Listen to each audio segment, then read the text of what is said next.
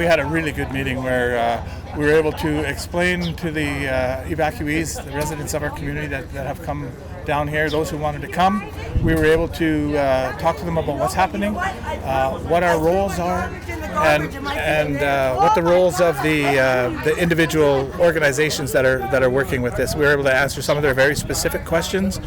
They're very concerned. They're anxious about coming back to the community. I can say clearly that, in advance of this, we didn't have a recovery plan in place. We had an evacuation plan in place, and we just hadn't got to the point of recovery yet. So we'll do that. Our Emergency Operations Center will start working with all the agencies, the essential services, and how long it'll take each of them to get back into the community, and then we can sort of put a timeline together which will give us an idea what the total time might be. And of course some of them will dovetail. They'll be working at it at the same time. It's still a volatile and rapid changing position out there.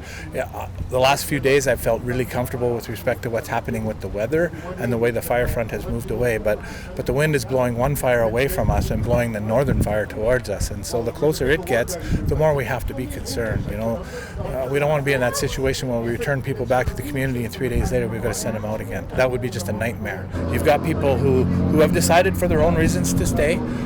We try to give them, I'm trying to do my best not to judge, but to give them as much information as I can so that they can make the best decisions. And if they feel their best decision is to stay, then we'll monitor them, but if they get themselves in real trouble, the safety of our firefighters and the overall protection of our community has to come first. They'll be on their own.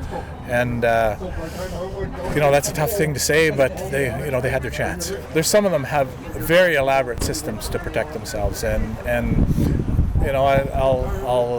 I might disagree with their decision, but I respect their decision, and I see the things that they've done to protect themselves, and then I see others that don't even have anything to protect themselves, and those are the ones that I fear for.